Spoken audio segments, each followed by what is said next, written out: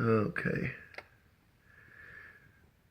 Tie rod will have movement this way. What you're wanting to have checked, somebody turn your steering wheel back and forth and see if there's movement, between this metal and this metal, where one is moving independent of each other like this. Okay, on both ends. Your drag link has the same movement, which mine is stiff because it's brand new synergy, but this ball joint will pivot up and down. What you're looking for is movement between the pitman arm and the drag link this way. Okay, when somebody barely bumps the steering wheel, you'll see movement. Also, where your pitman arm attaches to your steering box, if this is loose or you have any play, you'll see your pitman arm kind of rock this way.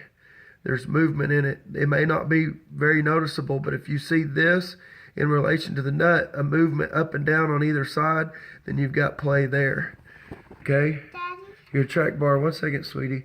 Your track bar, if it moves this way, if you see this move in relation to your housing back and forth this way, then you have play in your track bar. And it may be, we had bolts that were too small at one time, and you need to make sure you've got adequate size bolts that fill, that are the right size, both ends. Okay?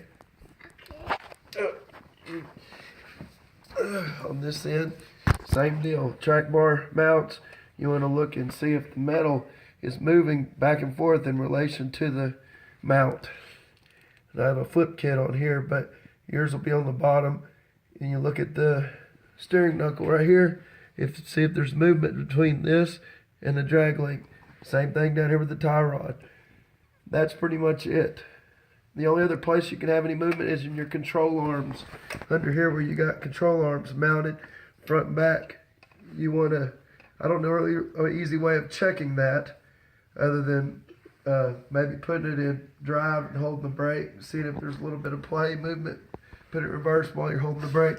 Also, these ball joints, you can jack it up and pull back and forth on the bottom of the tire, but you'll see movement between this metal and up here, and it's the same way back and forth this way, in and out on the bottom or whatever. And you got an upper ball joint up here too, same thing.